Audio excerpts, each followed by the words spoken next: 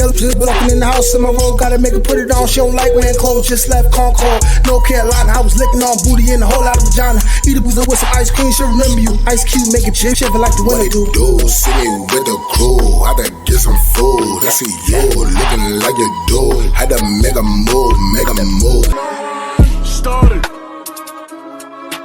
Please don't get me started. Started. Please don't get me started. What's up, y'all? Smith Almighty, aka the global dark skin ambassador. How you doing, man? How y'all week going? Hope this video is reaching y'all on a positive vibration today. Now, I want to talk about how it's easier to go back to Rikers Island. It's easier to go back to jail. It's easier to go back to prison the younger you are when you first go. Now, before I get into that, I want to say welcome to my channel. If you're new, go ahead, hit that subscribe button, then hit that bell. Also, you see what I'm wearing? You peep the drippity drip, drip, drip.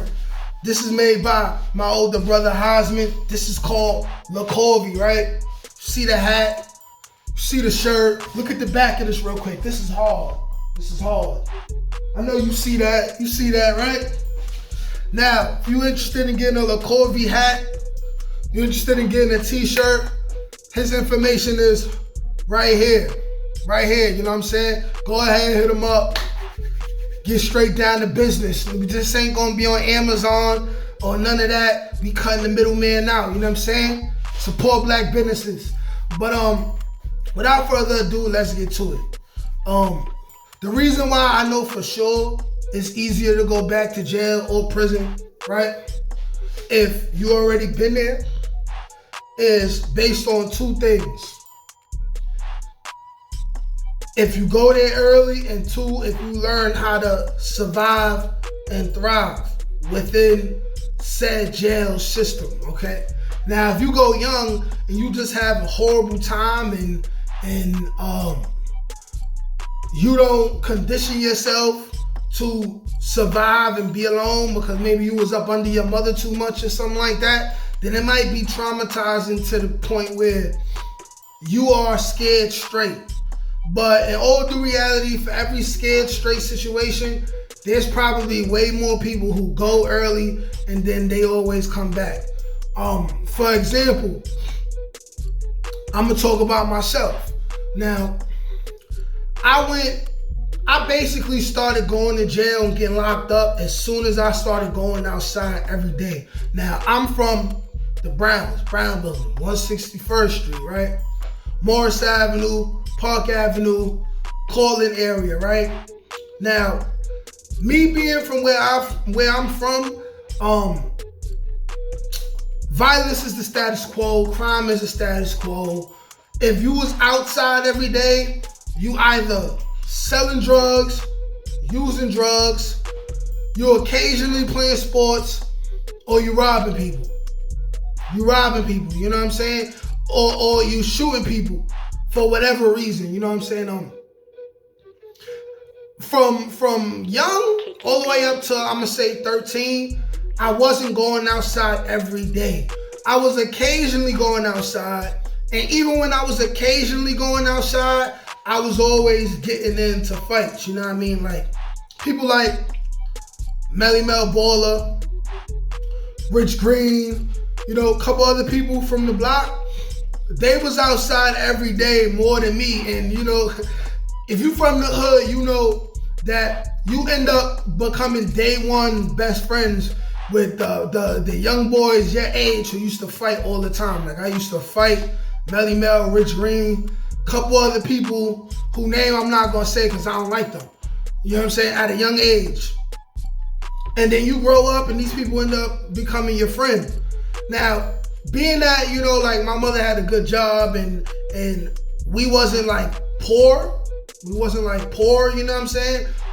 Or less fortunate, or maybe not even, because see, my homies, they wasn't really like poor either. You know what I'm saying? Maybe they was a little bit more disadvantaged than me, but we was all basically, you know what I'm saying, the same. You know what I mean? But my mother forcefully kept me in the house a little bit more often. I was kind of like a spoiled kid. Like I had all the games. I had all the Crash Bandicoot games and Mega Man games and NBA Live and NBA 2K games when they all came out. And you know what I'm saying? Like my mother would have me spending the night in like my Aunt Jessie house. She would keep me around family, you know. But as I got older, especially once I started to like girls and stuff like that, and I seen who was outside, you know, and also dealing with the fact that my mother and my stepfather, they still together right now. It's way better now, but you know, they were heavily drunk, you know what I'm saying? Going into 12, 13, 14, 15. And I used to be upset. And you know, when you upset as a young kid, you dealing with this energy that you gotta go outside and get rid of. So I used to just go outside, and I took to the negativity in the streets quickly. So I went from not being in the house, I went from being in the house most of the time, only going outside occasionally, right? To going outside every day at 14, and I can remember as clear as day. Within my first month of going outside consistently every day, we had already began to mob with the dudes from around the corner in Vietnam who was anywhere from 1 to 3 years older than us. You know, we ended up mobbing with them. We started learning it started out with we just beating people up. And then once I'm going through whatever I'm going through in the house, being that I was already conditioned, I already begun being conditioned to beat people up. Whenever I got upset, you know what I'm saying? I'd be in the house arguing with my mother and my stepfather, you know what I'm saying? I might, you know what I'm saying, invite my stepfather to the Frank stand, right? Or I'll be about to beat him up, attack him, my mother get in the way, I get upset, you know, you choose him over me, right? Be upset, go outside, find somebody to punch. We go outside and then play the knockout game or whatever. Then it went from 14 going into 15. Now it's we beating people up, but now we beating them up, we might as well rob them. So it started out petty, you know what I'm saying? Mind you, I just started going outside every day at 14. Like I was basically a sheltered kid up until 14. So now it escalates quickly, like 14. And then even then 14, right? I already got like arrested, but not taken to jail. Just me. I remember the first time I got arrested, it was me and Melly Mel.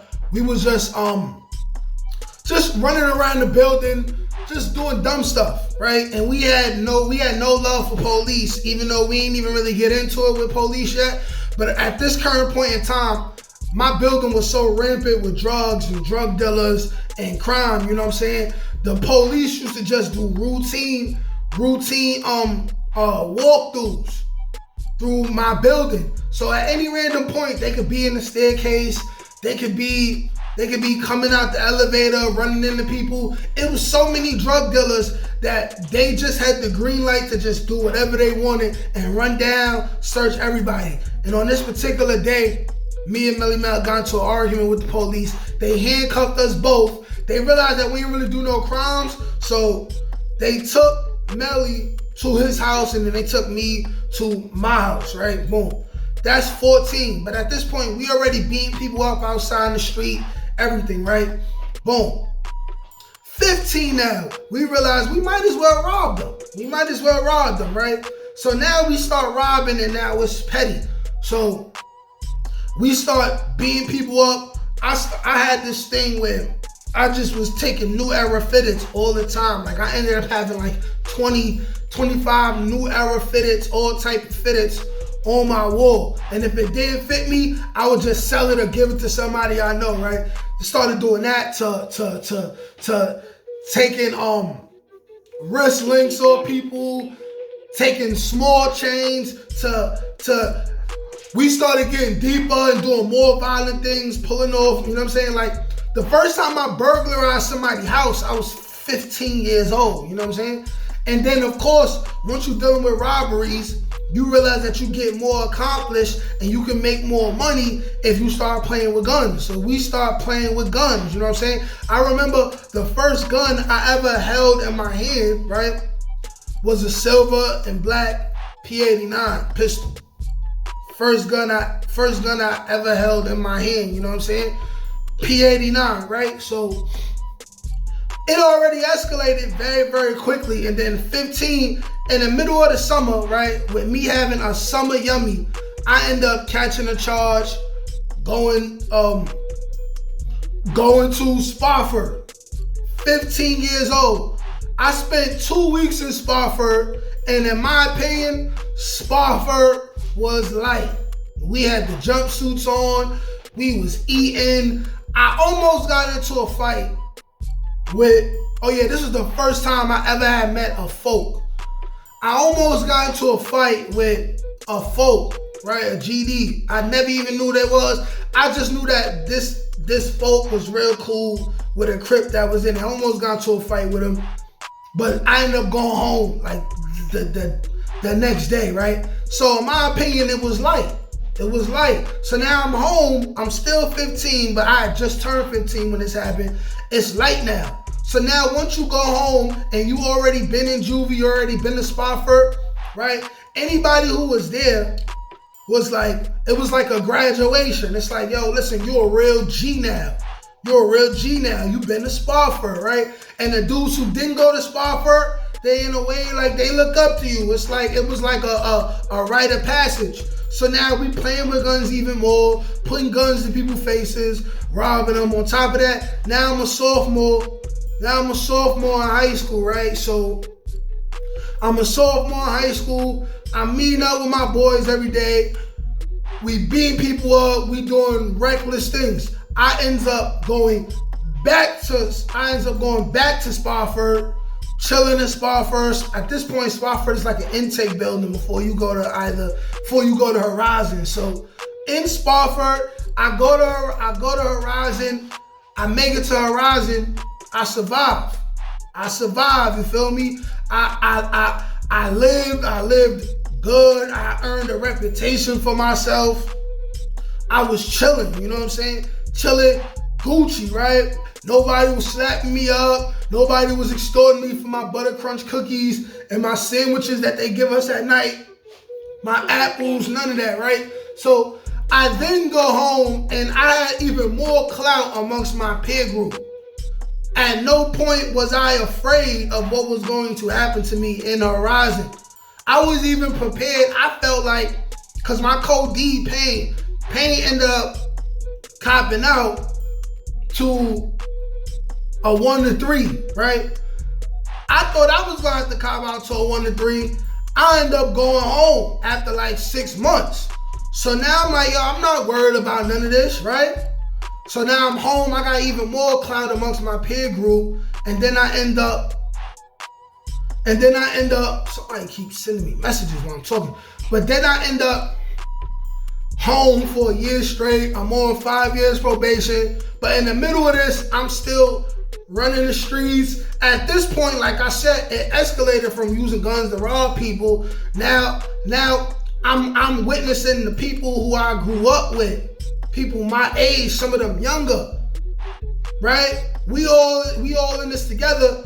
Now we getting into shootouts and all type of like crazy stuff. I'm talking about people who hand I shake every day. They my age.